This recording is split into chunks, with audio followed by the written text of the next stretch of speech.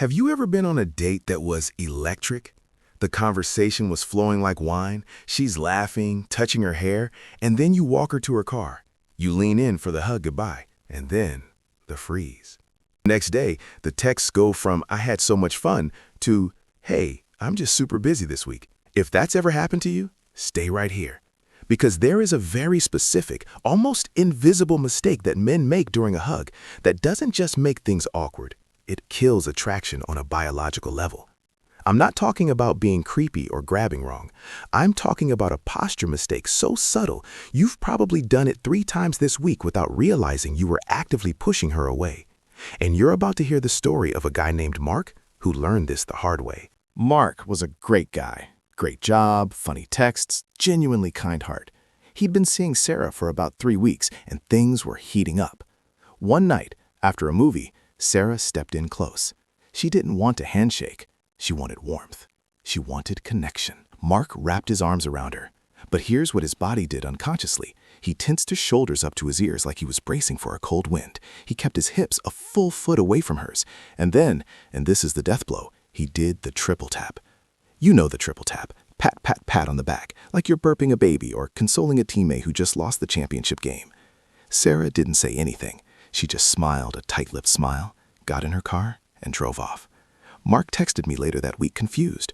"Dude, I thought we had a great time, but she's ghosting." I had to be honest with him. "Mark, you hugged her like you were terrified of her." Why it kills attraction. Here is the hard truth, and I need you to listen closely because this is the psychology they don't teach you in school. When you hug a woman you're interested in with stiff shoulders, a distant pelvis, and patting hands, your nervous system is subconsciously screaming one thing: I am uncomfortable with intimacy. And if she's an attractive, high-value woman, her brain picks up on that signal faster than a Wi-Fi router. She reads your body language and thinks, if he's this tense just standing me fully clothed, how is he going to handle any real pressure in life? How is he going to lead in the bedroom? Attraction is about safety and polarity. A mummy hug feels unsafe because it's rigid. The back pat, that's what your grandpa does. It says, I am your friendly platonic coworker. The solution, the polar bear principle. So what should you do instead? I'm going to give you the exact actionable fix right now. I call it the polar bear principle. Why? Because polar bears don't pat, they pull you in. Here is the step-by-step breakdown for a hug that creates a memory instead of killing the vibe. Step 1, the anchor, not the pat. When your arms go around her, do not lift your hands off her back. Place your palm flat on her mid to upper back. Let it rest there. Feel the warmth. When you keep your hand planted and still, it signals presence. It says, I am exactly where I want to be, and I'm not in a rush to leave. Step 2, the pelvic connection, the game changer. Now, don't make it weird. I'm not saying grind. I'm saying close the gap.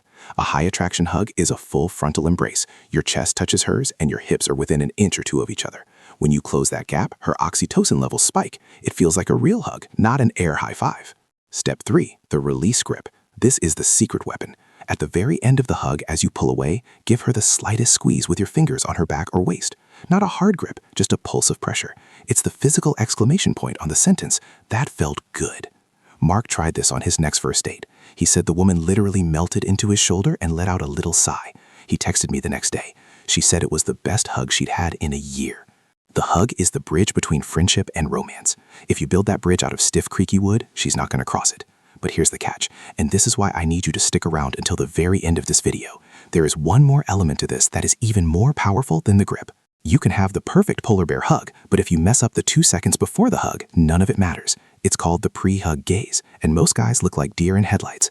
I'm going to show you exactly where to look and how to tilt your head in the next clip so you don't bump noses or ruin the moment. Stay tuned, you're about to level up, my friend.